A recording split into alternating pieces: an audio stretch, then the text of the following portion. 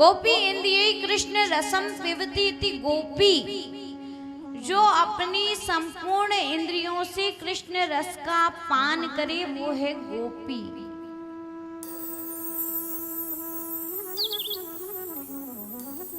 गोपी पुरुष स्त्री कोई भी हो सकता है। गोपी में कोई भाव नहीं कि पुरुष गोपी नहीं है, स्त्री गोपी एक भाव का नाम है जिसमें कृष्ण प्रेम है, वो सब गोपी है।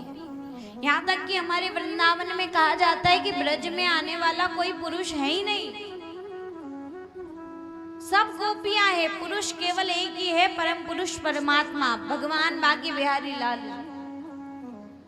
यहाँ एक बार मीराबाई जब वृंदावन गई तो वृंदावन में एक संत हुए जो कभी भी स्त्रियों का मुख नहीं देखते थे। मीराबाई उनसे मिलने गई तो शिष्यों ने कहा कि हमारे गुरु महाराज स्त्रियों से नहीं मिलते। मीराबाई ने धीरे से कहा, बोले आपके गुरुजी अपने आप को पुरुष समझते हैं? मैंने सुना था कि वृंदावन में एक ही पुरुष है। जैसे ये बात गुरुजी को बताई, गुरुजी दौड़ते हुए आकर मीराबाई के चरणों में गिर गई। बोले आप सही कह रही है। लोग कहते ना, अरे भगवान ने रास लीला करी, भगवान इतनी सारी लड़कियों के साथ नाचे। अरे आप जानते क्या हो भगवान के बारे में? 8 वर्ष की आयु में कन्हैया ने रास लीला की थी। 8 वर्ष की आयु में आप अपने बच्चे पे कोई लाछन लगाओगे क्या कि ये उस औरत को गलत भाव से देख रहा था? लगाओगे क्या? 8 वर्ष के बच्चे को आप कहोगे क्या? नहीं कहोगे ना, तो भगवान के प्रति कैसे कह सकते हो? ये तो आजकल चित्र ऐसे बन गए। भगवान की लीला शुद्ध थी। कामदेव ने भगवान से कहा था मैं आपको हराऊंगा, इसलिए भी भगवान ने आज रास की लीला की। हजारों गोपियों का झुंड है, एक अकेले कन्हैया है। कामदेव ने 5-5 वाण छोड़े, वाणों की वर्षा कर दी। आज का मनुष्य काम वासना में पागल है। आज के मनुष्य की दृष्टि स्त्रियों को देखकर इधर उधर दौड़ती है, पर वो तो भगवान थे। वाणों की वर्षा करने के बाद भी जब कामदेव ने वाणों की वर्षा की, तब भी भगवान के मन में किसी गोपी के लिए कोई दुर्व्यवहार नहीं आया। इसलिए वो परम पुरुष परमात्मा है। इसलिए महाराज भगवान के बारे में कुछ बोलने से पहले सोचिए।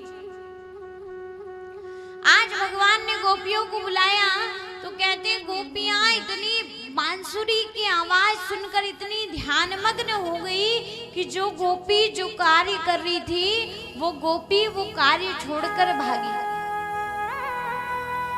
कहते कोई गोपी श्रृंगार कर रही थी, होठों पे लाली, आंखों में काजल लगाना था। भगवान की वेणु सुनकर इतनी सुध-बुध भूली कि वो गोपी आंखों में लाली और होठों पे काजल लगा के भागी। कहते हैं कोई गोपी जिसको पति को भोजन, गाय को चारा देना था, भगवान की वेणु सुनकर इतनी मंत्रमुग्ध हो गई कि पति को चारा और गाय को भोजन देकर भाग गई। किसी गोपी के पति ने सोचा, बोले ये भी भाग जाएगी, तो द्वार बंद कर दिया। जैसे उसको अंदर बंद किया तो उसने कहा कि मेरे देह पर आपका अधिकार हो सकता है, पर मेरे मन पर आपका कोई अधिकार नहीं है। वो केवल श्याम सुंदर का है, मनमोहन का है। उसी समय अपने प्राणों को त्याग दिया और सबसे पहले भगवान के पास पहुंच गई। गोपियां जब भगवान के पास गई तो भगवान ने परीक्षा ली, अरे गोपियों क्यों आई हो? अच्छा शरद पूर्णिमा का चंद्रमा देखने आई हो? बोले प्रभु ऐसे चंद्रमा हमने कई देखे। बोले फिर क्यों आई हो, बताओ मुझे। बोले अपने पति से झगड़ा करके आई हो? बोले नहीं। सास से? तो बोले नहीं। तो बोले फिर क्यों आई हो? बोले आपके लिए आई। अरे गोपियां तुमको पता नहीं है, एक पतिव्रता नारी को कभी किसी पराये पुरुष के लिए आना नहीं चाहिए। भगवान कहते हैं तुम जानती हो पातिव्रत में कितनी शक्ति होती है। एक पतिव्रता नारी इतनी पतिव्रता थी कि एक दिन उसका पति उसके पास आया, उसकी गोद में सिर रख के लेट गया। उसका बच्चा वहीं खेल रहा था, वहां अग्नि कुंड था, उसका बच्चा अग्नि में गिरने वाला था। अगर वो उठती तो पति की निद्रा खुल जाती, पत्नी धर्म चला जाता। गोपियों वो उठी नहीं, उसके बच्चे को अग्नि में गिरने दिया। पर उसके पातिव्रत में इतनी शक्ति थी कि जब उसका बच्चा अग्नि में गिरा तो वो अग्नि के अंगारे फूल बन गए, बच्चा अंदर खेलने लगा। ये पातिव्रत में शक्ति होती है माता। एक पतिव्रता नारी की तुलना माँ पार्वती से की गई है। बोले अगर रास्ते में एक पतिव्रता नारी के दर्शन हो जाए तो समझना साक्षात माता पार्वती के दर्शन आपको हो गए, साक्षात माँ गंगा के दर्शन आपको हो गए।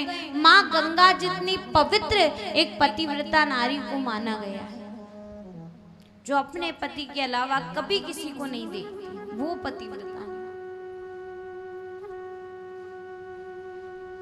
पत्नी को पति के लिए श्रृंगार करना चाहिए, बुरा मत मानना माताओं। आज की नारियां भी श्रृंगार करती हैं, आजकल तो प्लास्टर हो जाता है, श्रृंगार क्या, बस पार्लर में जाने की देर है, बदल ही जाए, पता ही नहीं चले कौन है कौन थी।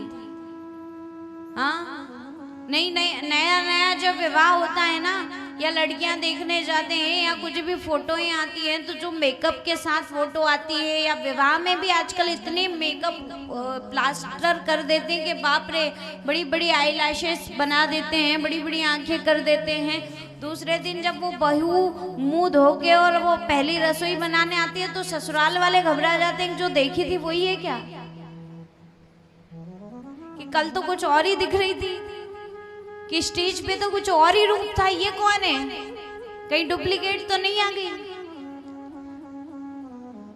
अगर आपको लगता है, देखो मैं कोई मेकअप का विरोध नहीं कर रही, सबसे अच्छी बात यह है कि आप मेकअप करके अपने अस्तित्व को धुतकार रहे हो। मेकअप की जरूरत कब पड़ती है, तब हम ये मान लेते हैं कि हम सुंदर नहीं हैं, तब हमको लगता है कि हमको बहुत लीपा पोती करनी चाहिए।